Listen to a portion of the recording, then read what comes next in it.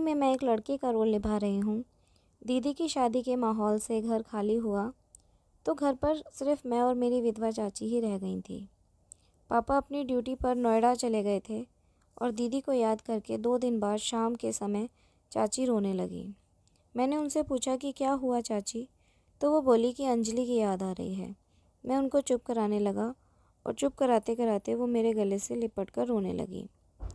अब चाची के शरीर की गर्मी से मुझ करंट सा लगा और उनका हॉर्न मेरे सीने से दबने लगा। इससे मेरे अंदर कुछ कुछ होने लगा। जैसे तैसे मैंने उन्हें चुप कराया। और अब मैं आपको चाची के बारे में बता दूं कि उनकी उम्र 40 साल है और वो एकदम गोरी हैं और उनके संतरे काफ़ी बड़े बड़े हैं। चाचा की मौत की काफ़ी समय गुजर चुका था और उस शाम को हम लोग खाना खाने के बाद देर रात तक बातें करते रहे।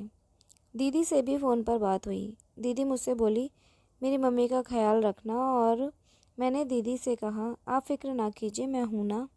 चाची की एक आदत थी, रात को सोते समय चाची मैक्सी पहन लेती हैं और अपनी मैक्सी के ऊपर दुपट्टा डाल लेती थी।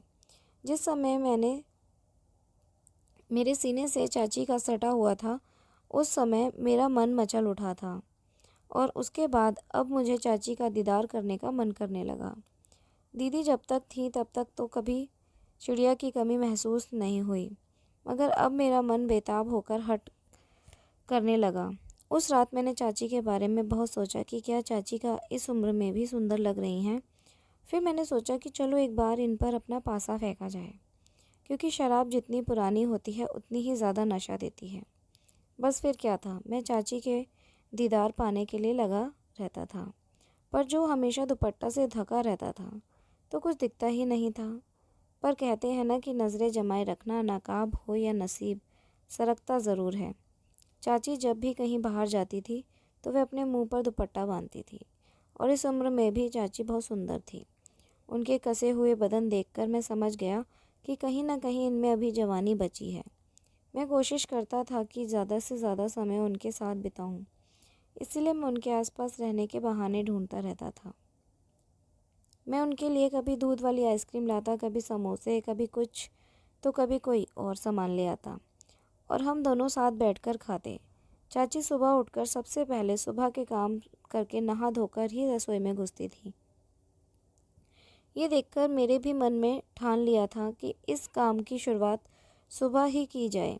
अगली सुबह चाची के उठने से आधे घंटे पहले उठकर मैंने 2 गिलास पानी पिया और चाची के उठने का इंतज़ार करने लगा।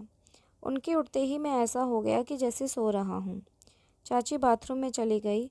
उनके जाने के बाद मैंने उनको सोचकर उठा कि फिर बाथरूम के दरवाजे पर जाकर कहने लगा, चाची जल्दी बाहर आइए, मुझे करने जाना है। चाची ने अंदर से आवाज़ दी, अभी तो मैं आई हूँ, रुको, मुझे थोड़ा टाइम लगेगा। मैंने भी मुस्कुराते हुए कहा, मैं इसीलिए तो आया हूँ कि आपके शरीर का दीदार हो जाए। फिर मैंने आवाज़ लगाई कि मैं खुद को रोक नहीं पाऊँगा, तो उन्होंने टॉवेल लपेट कर मुझे अंदर बुला लिया और खुद दूसरी तरफ पलट गई और मैंने किया और उनकी तरफ पलटा तो उनका मुंह दूसरी तरफ था। उनकी पीठ तो नहीं पर शोल्डर दिखा जिस पर एक काला तिल था। मेरा दिल किया कि अभी छू लूँ। तभी चाची बोली, हो गया? मैंने कहा हाँ, और मैं बाहर चला आया। फिर अगले दिन मैंने यही किया और बाथरूम के दरवाजे पर पहुंच गया। चाची के कपड़े भीगे थे और चाची हाथ रखकर मुड़कर खड़ी हो गई और कहने लगी, तुमको 2 दिन से इसी टाइम में लग रही है। मैंने हंसते हुए कहा, क्या करूं चाची, मेरा यही टाइम हो जाता है।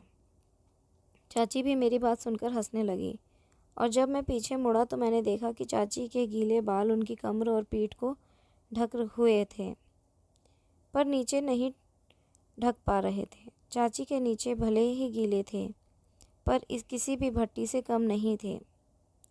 चाची का वो किसी 2 पहाड़ों के बीच का रास्ता लग रहा था। मैं देखता रहा। अब चाची को शायद एहसास हो गया था कि मैं उनको देख रहा हूँ, तो उन्होंने बड़े प्यार से कहा, जाओ। अब मैं बाथरूम से बाहर आ गया। तीसरी सुबह भी मैं आधे घंटे पहले पानी पी लिया और लेटकर चाची के कपड़े को पूंछ रहा था। तभी चाची ने सुबह मेरे रूम की लाइट जला दी और चाची मेरी इस हरकत को देख ली और बोली, ये क्या कर रहे हो? अब मैं थोड़ा असहज हो गया और बोला, चाची कुछ तो नहीं। अब चाची मुस्कुराने लगी और बोली, तो ये बात है, इसलिए रोज़ सुबह सुबह बाथरूम लगती है? बहुत दिनों से जूता नहीं है। क्या आपको खेत जोतने का दिल नहीं करता? तो चाची हंसने लगी और बोली, लेकिन मेरे पास कोई हल तो नहीं है। तो मैं बोला, चाची आप एक बार मुझसे बोलती। फिर मैंने चाची को अपने पास कर लिया और उनके साथ मैंने मस्त वाला क्रिकेट खेला। जब भी मन करता है हम मस्त वाला क्रिकेट खेल लेते हैं। तो दोस्तों, ये कहानी आपको कैसी लगी हमें कमेंट करके ज़रूर बताएं और हमारे चैनल को सब्सक्राइब ज़रूर करें और इस कहानी को अपने दोस्तों के साथ शेयर ज़रूर करें। धन्यवाद।